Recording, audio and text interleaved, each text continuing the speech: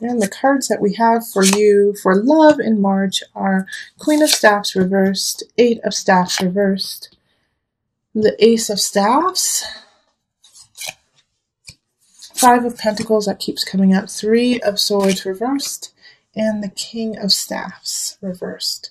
So we have two people showing up here, both of them fire energy.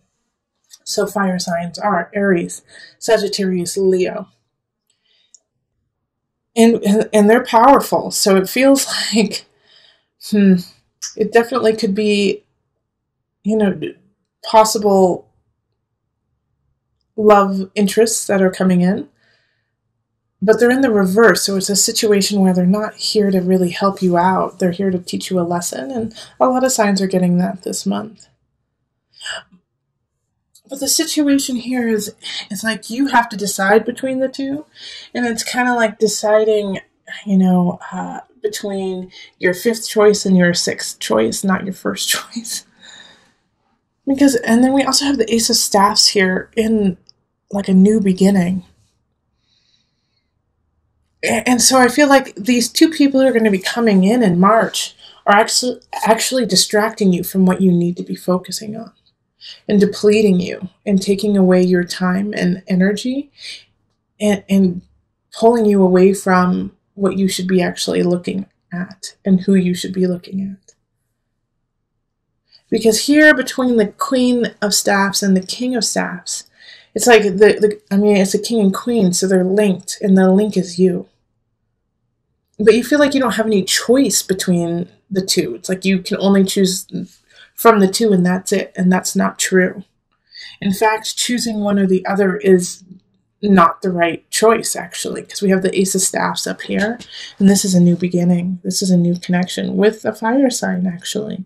So I actually feel like there's a third choice here, and this third choice is coming up as the Ace of Staffs, especially with this Three of Swords in reverse. Like Three of Swords often has to do with deception, has to do with a third party. And since it's in the reverse, you're not focusing on this third party when you should be. So you actually have three choices popping up, even though you feel like you only have two. And two of them are really cunning and really exciting and funny and hilarious and sensual and just, in your face, fun. But you feel exhausted when you're with them. Like it's exhilarating, but then when they're gone, you're like, oh, depleted. Both of them. But this Ace of Staffs, this third choice over here, makes you feel the opposite. Makes you feel connected. Makes you feel like there's hope, gives you hope, makes you feel hope. But this person isn't appearing as a romantic relationship. They're not offering a romantic relationship to start off with, I think. I think they're, they just want to be around you. And so they're not promising you the moon and the stars like this Queen and King are, even though it's false. But this third party is like, I just want to hang out with you. I just like being with you. You make me happy. And they're not saying relationship, let's move in together, let's get married. They're not saying any of that, while these other two people are. And the person who's, not promising you anything and just says, I enjoy you for you, is the right choice, even though they're not, they don't want to get in a relationship right now, which is smart. Scorpio, which is smart. So try your best to kind of leave these two in the dust in March. Those two people who are, I love you, you're the one for me forever, and you've only known them for a hot second. Leave them in the dust and connect with this person who just wants to be around you, enjoys you, and is honest with you about that, and is honest with, I just like you. I just like being with you. That's perfect. That's where it should be. So let's pull two universal love cards for you. Okay. Golden memories. And meditation. So for some reason, for the love readings, I haven't been reading what the book says for any of these, but my guides clearly said you need to read Golden Memories for Scorpio. So I'm going to just listen to them and read it to you. For some reason, you need to hear this because they can say it better than I. So golden memories. Someone is thinking fondly of you this very moment, reflecting on golden memories, past and precious moments spent together. He or she is someone dear to you who has passed into the world of spirit. They want you to know that all is well and that time and space cannot separate that which is united through love. For the loving presence of those we love is always with us. A part of them lives in your heart, and a part of us lives in theirs. We all leave our physical body at some point, but we never leave our spirit. Oh gosh, like that almost brings tears to me for you, Scorpio. Oh gosh, yeah. So here, let me just expand on that. And that I am so thankful to my guides for sending that, to me, to you. Because this Queen of Staffs and this King of Staffs are going to play on a wound, are going to play on this part of you that feels a little empty from this loss. That's going to, they're going to pretend to fill the void for you. All right. And this void is not something that needs to be filled by them. It is something that needs to be honored and cherished as a connection with someone else that you can no longer have. And this third party over here, this third connection, just is and feels your heart. And it's not in a way of feeling a void. It's like this separate feeling of like they're home. It's not about feeling a void. It's that they feel like home.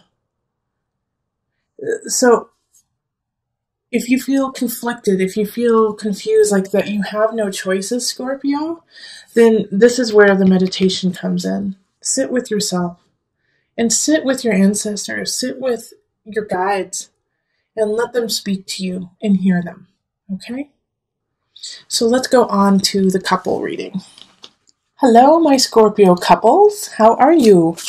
All right, so let's get into this. This is for a Scorpio couple, so at least one of the people should be a Scorpio in order to watch this. All right, so we're going to call in the highest of light, the highest of energy to guide us, calling in the divine. What's going on for my Scorpio couples? What's happening in their realm? Okay.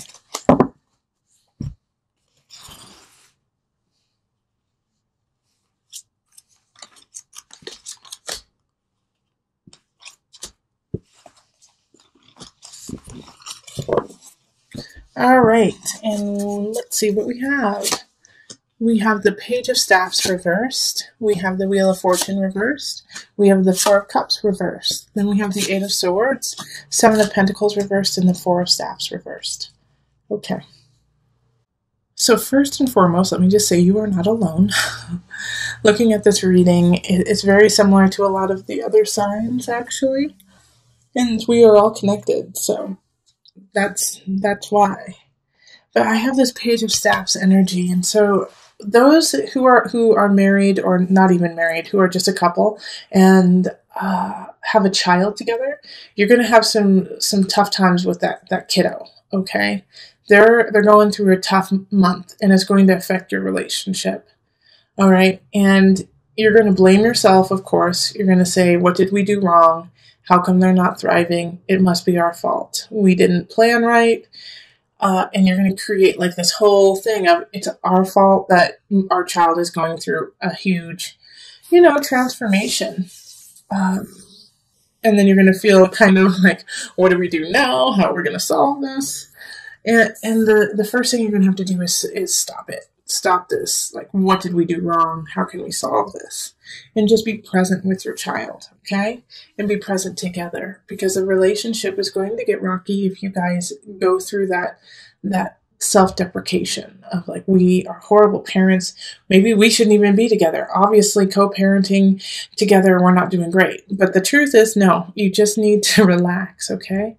You need to relax and get yourself out of that mindset and be present. That's the big part of this. Now, if you don't have a child, somebody's going to be acting like a child in the relationship.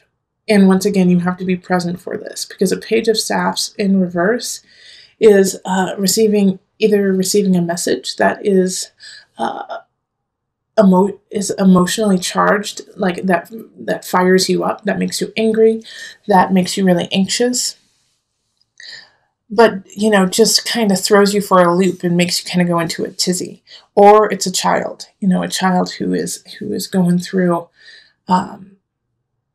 like an emotional kind of personal issue that causes them to act out, that causes them to release anger and act out in anger, and maybe even be kind of like a joker in a way and try to cover it through comedy, through acting like a goof, so much so that they put themselves in danger, okay?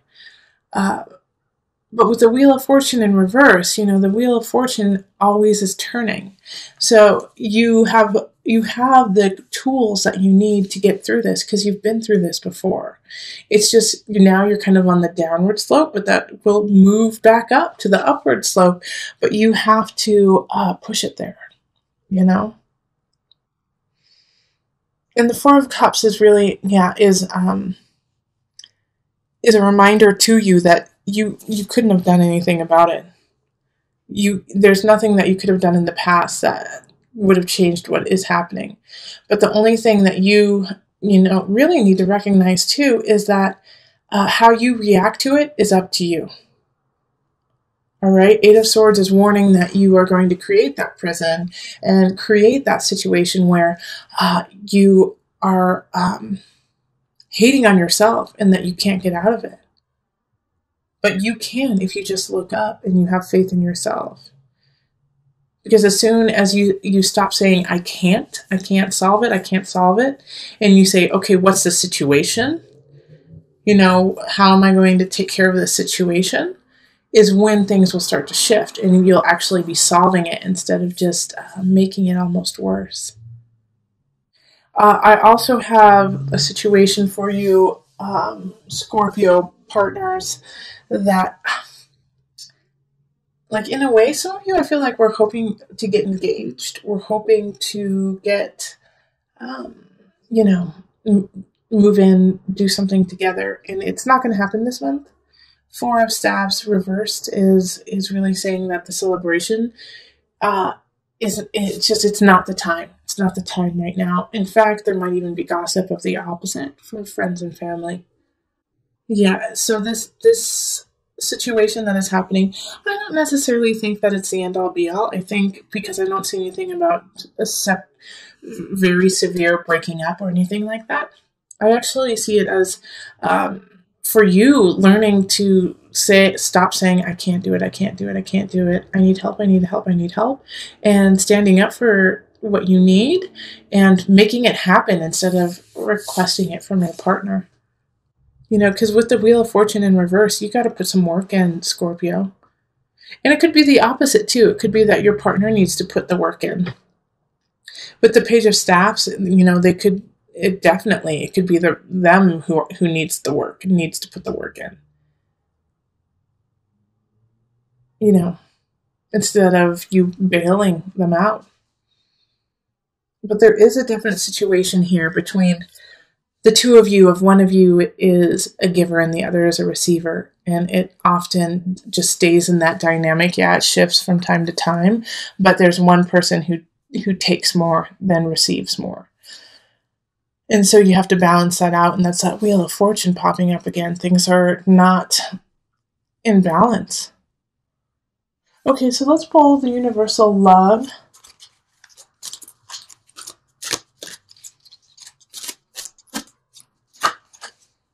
All right, so physical body and abundance. Okay, lovely, Scorpio. My Scorpio couples, this is good. So physical body. So the situation that's popping up here, you may actually feel sick in March. You may actually feel like ill, get like a cold or the sniffles because of trying to figure out what to do and how to solve it. But as soon as you kind of detox the situation, detox what's happening, man, you guys are going to be awesome. You guys are going to be the bomb. Because abundance is there. You are so fulfilled with each other and with yourself. So this detox that's happening, is going to be really important. And like I was saying before, that, one of you guys is kind of a giver and the other's a receiver.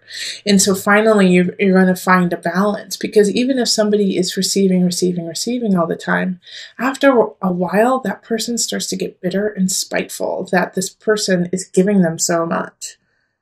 And they're like, well, would they just stop already? Would they just stop giving me the world?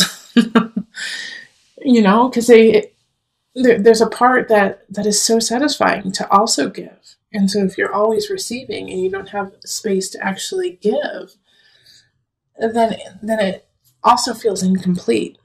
So if you're on that side of like telling your partner, be like, you know what, just stop.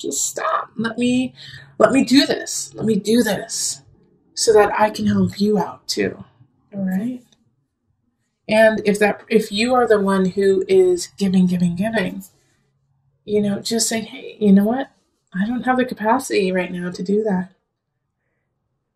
I don't have the capacity. Will you help me?